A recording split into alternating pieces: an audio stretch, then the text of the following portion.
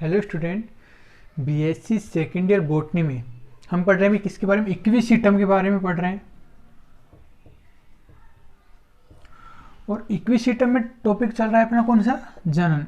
जनन में भी हम पढ़ रहे हैं किसके द्वारा? बीजाणुओं द्वारा जनन पाया जाता है कि भाई इसका जो बीजाणु पादप होता है इक्विसिटम का, उसमें बीजाणुओं द्वारा क्या पाया जाता है? अलैंगिक जनन पाया जाता है, जिसमें हमने लास्ट क्लास में स्ट्रोबाइलस या शंकु के बारे में पढ़ लिया है। आज हमारा टॉपिक है वो है कि इसमें जो बीजाणुधानी होती है उसका परिवर्धन किस प्रकार से होता है। तो आज का टॉपिक है बीजाणुधानी का परिवर्धन। बीजाणुधानी का परिवर्धन। तो इक्विसिटम होता है, इसमें जो बीजाणुधानी होती है इसका जो परिवर्धन होता है यू स्पोरेंजिएट प्रकार का होता है। तो इसमें बीजाणुधानी का परिवर्धन, बीजाणुधानी का परिवर्धन या विकास कैसा होता है भाई? यू स्पोरेंजिएट प्रकार का होता है। यू स्पोरेंजिएट प्रकार का होता है। क्लियर? अब इसमें जो परिवर्धन होता है, परिवर्धन इसमें कहाँ से होता है? बीजाणुधानी प्रारंभिक से शुरू होता है। किससे होता है? बीजाणुधानी प्रारंभिक से होता है।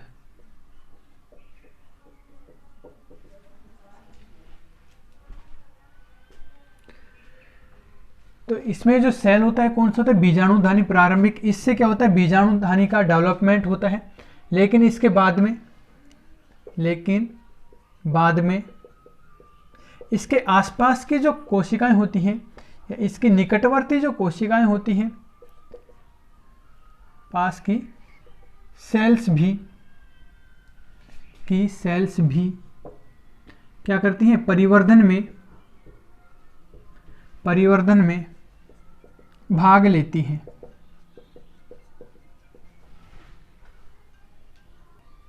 तो इसे लास्ट क्लास में हमने ये भी बताया था कि भाई जो बीजाणुधानी होती है इसका जो निर्माण होता है कहाँ होता है? बीजाणुधानी धर पर होता है। तो जो बीजाणुधानी जो प्रारंभिक होती है, बीजाणुधानी प्रारंभिक बीजाणुधानी धर के शीर्ष पर, मतलब शीर्ष भाग पर स्थित होती है। जैसे डायग्राम में दिखा रहा है कि कंप्लीट क्या होते हैं? बीजाणुधानी धर होती है, इसके शीर्ष भाग पर क्या पाए जाते हैं? बीजाणुधानी पाई जाती है। ठीक है।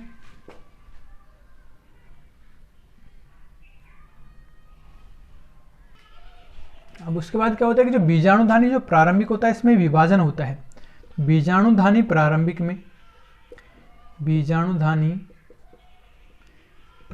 में परिणतिक विभाजन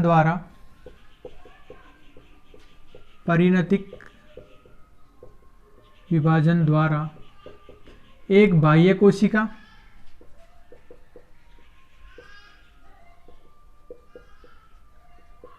व एक भीतरी कोशिका बनती है।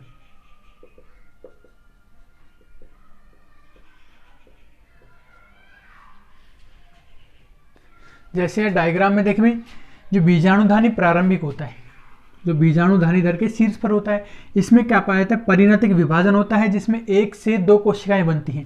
तो बीजाणुधानी प्रारंभिक में परिणतिक विभाजन होता है, इससे 1 से 2 कोशिकाएं बनती है। एक तो बनती है बाह्य सेल, मतलब जो बाहर की तरफ बनती है, कौन सी होती है? बाह्य कोशिका। और एक कोशिका होती है अंदर की तरफ, जिसको हम बोलते हैं आंतरिक कोशिका या भीतरी कोशिका कह सकते हैं। ठीक है। अब इसमें से जो बाहरी कोशिका होती है इसमें और आगे विभाजन होते हैं। जैसे पूरा जो कंप्लीट मैच्योर अवस्था में आता है, तो इसका डायग्राम दिखा रखा है। जो बाहरी कोशिका होती है किसका निर्माण करती है? बीजाणुधानी भित्ति का निर्माण कर लेती है। ठीक है कि भाई जो बाहरी जो कोशिका होती है इसमें लगातार विभाजन होते रहते हैं और ये बीजाणुधानी भित्ति का निर्माण करती है। और जो भीतरी सेल या आंतरिक कोशिका होती है इसमें भी विभाजन होते हैं और ये आगे जाकर किसका? बीजाणुजन्य ऊतकों का निर्माण कर लेती है। इनमें से बाह्य कोशिका एक भीतरी कोशिका।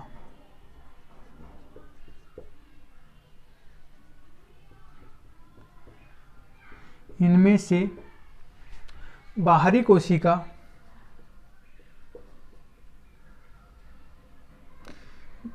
विभिन्न तलों में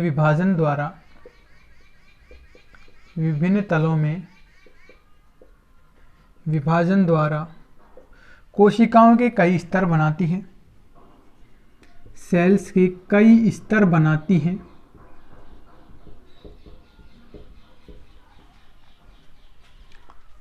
ठीक है, इसमें से जो बाह्य 2-4 स्तर होते हैं वो किसका निर्माण करते हैं भाई? बीजाणुधानी भित्ति का। बाह्य जो 2 से जो 4 स्तर होते हैं किसका निर्माण करते हैं? बीजाणुधानी भित्ति का निर्माण करते हैं।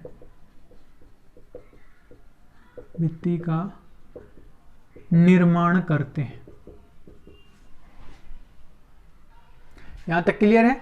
और जो भीतरी जो कोशिकाएं होती हैं वो क्या बनाती हैं? बीजाणुजन ऊतकों का निर्माण करती हैं, तथा भीतरी कोशिकाएं, भीतरी सेल्स बीजाणुजन ऊतक का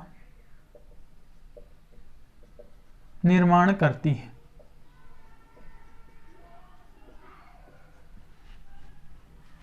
भीतरी कोशिका में ये तो पढ़ लिया कि बीजाणुजन ऊतक का निर्माण होता है। इसके अलावा कि जो बीजाणुधानी जो भित्ति होती है, बीजाणुधानी भित्ति का शेष भाग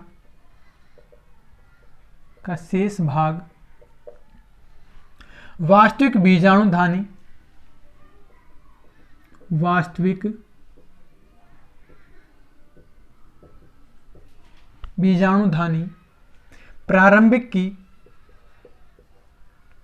प्रारंभिक की निकटवर्ती कोशिकाओं से बनता है, निकटवर्ती सेल्स से बनता है। इसमें जो भित्ति पाई जाती है, जो बीजाणुधानी जो भित्ति होती है, इसकी जो सबसे आंतरिक परत होती है, भित्ति की सबसे भीतरी परत किसका निर्माण करती है? टेपिटम का कार्य करती है। भीतरी परत टेपिटम का कार्य करती है। तो डायग्राम में देखते हैं ये क्या होगा? बीजाणुधानी भित्ति हो गई। बीजाणुधानी भित्ति की जो सबसे अंदर वाली जो परत होती है, ये वाली दिखा रखी है, ये क्या होती है? टेपिटम होती है। ठीक है, और जो टेपिटम का जो मुख्य काम क्या होता है? जो बीजाणुजन ऊतक पाए जाते हैं उनको पोषण प्रदान करना होता है और उनकी सुरक्षा करने का होता है।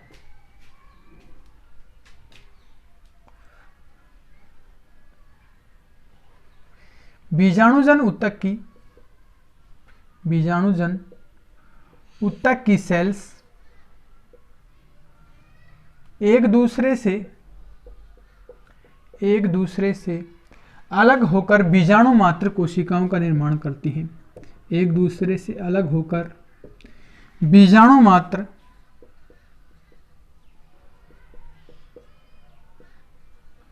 सेल्स में विभेदित हो जाती हैं या उनका निर्माण करती हैं। ठीक है भाई, जो बीजाणुजन ऊतक होते हैं एक दूसरे से अलग हो जाती हैं और क्या बनाती हैं? बीजाणु मात्र कोशिकाओं का निर्माण करती हैं। इनमें से लगभग 1/3 कोशिकाएं क्या होती हैं? विघटित हो जाती हैं। विघटित होकर और क्या बना लेती हैं? पेरीप्लाज्मोडियल द्रव बनाती हैं। विघटित होकर पेरीप्लाज्मोडियल द्रव्य का निर्माण करती हैं तथा शेष कोशिकाएं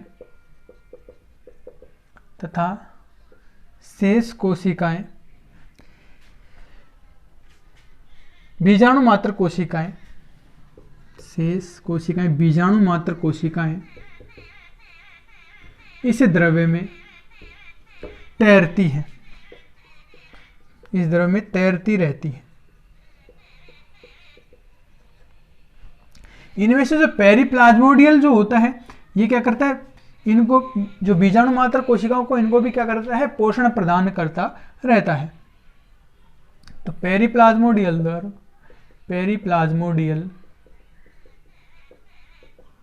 द्रव्य इन्हें पोषण प्रदान करने का कार्य करता है। इन्हें पोषण प्रदान करने का कार्य करता है।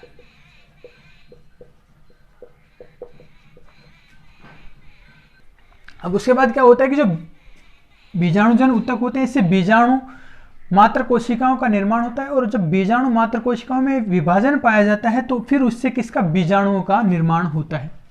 तो बीजाणु मात्र कोशिकाओं में, बीजाणु मात्र कोशिकाओं में अर्धसूत्री विभाजन द्वारा, अर्धसूत्री विभाजन द्वारा अगुणित बीजाणुओं का निर्माण होता है। अगुणित बीजाणुओं का निर्माण होता है।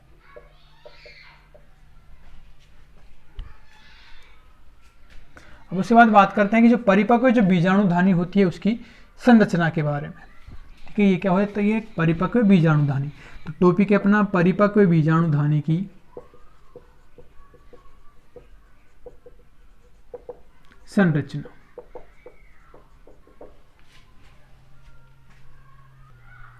तो जो परिपक्व जो बीजाणुधानी होती है वो कैसी होती है, दीर्घित होती है, लंबी होती है। ठीक है, और ये थैलेनुमा संरचना पाई जाती है। इसमें दिखा रखी कैसी होती है, थैले के आकार की संरचना पाई जाती है। तो परिपक्व बीजाणुधानी, परिपक्व बीजाणुधानी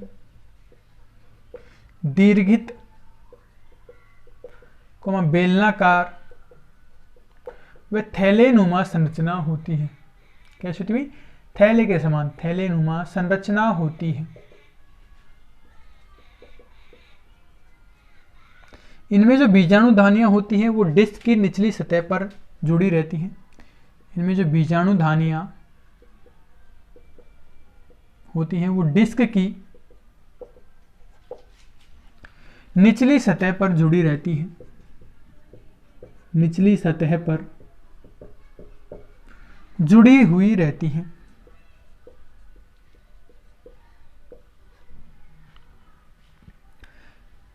इनमें जो बीजाणुधानी भित्ति होती है, बीजाणुधानी भित्ति, वो प्रारंभ में, शुरुआत में 3 से 4 स्तरीय होती है। प्रारंभ में इनमें जो बीजाणुधानी भित्ति होती है, इनकी जो कोशिकाओं की जो स्तर होता है, लेयर होता है, कितना होता है, 3 से 4 पाए जाते हैं। लेकिन जैसे जैसे परिपक्व अवस्था में होते हैं तो इनमें जो स्तर होते हैं वो घट जाते हैं। लेकिन परिपक्व अवस्था में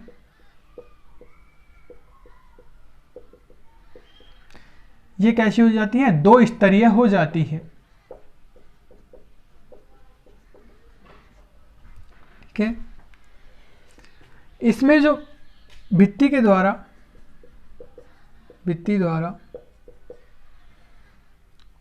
अनेक बीजाणु क्या होते हैं, इसके अंदर जो बीजाणु होते हैं परिबद्ध मतलब घिरे हुए रहते हैं, घिरे हुए रहते हैं। और हमने पहले ये पढ़ा है कि भाई जो इक्विसिटम होता है कैसे होते हैं, समबीजाणु होते हैं। कि समबीजाणु में इसमें जो बीजाणु होते हैं कैसे होते हैं, समान आकार के होते हैं। तो इनमें बीजाणु आकार में कैसे होते हैं, समान होते हैं।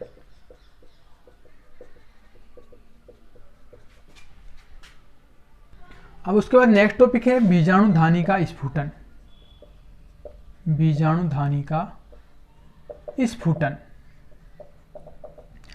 अब जैसे जैसे ये परिपक्व अवस्था में आते हैं, ठीक है, कि भाई जैसे बीजाणु परिपक्व हो जाते हैं तो इनमें जो शंकु होता है वो भी क्या होता है, दीर्घित हो जाता है, मतलब लंबा हो जाता है।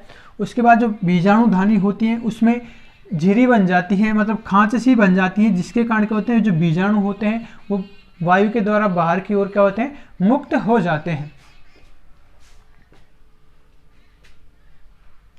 तो बीजाणुओं के परिपक्व होने पर शंकु कैसा हो जाता है, दीर्घित हो जाता है, मतलब लंबा हो जाता है। शंकु दीर्घित हो जाता है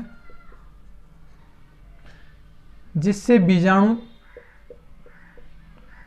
बीजाणुधानीधर एक दूसरे से अलग हो जाते हैं।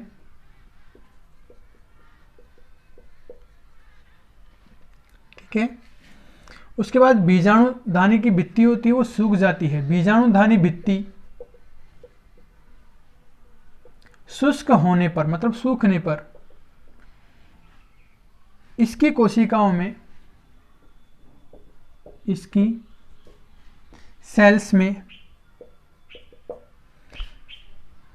जो बैंड होते हैं सिकुड़ जाते हैं, स्थूलन बैंड होते हैं वो सिकुड़ जाते हैं। और एक जो बीजाणुधानी होती है, और बीजाणुधानी होती है उसमें क्या होती है, लंबवत एक झिरी या खांच बन जाती है, में लंबवत खांच बन जाती है, जिससे बीजाणु क्या होता है, मुक्त हो जाते हैं, जिससे बीजाणु मुक्त हो जाते हैं। यहां तक क्लियर है। अब जैसे ही बीजाणु मुक्त होते हैं उसके बाद अनुकूल परिस्थितियां आती हैं तो ये अंकुरित हो जाते हैं।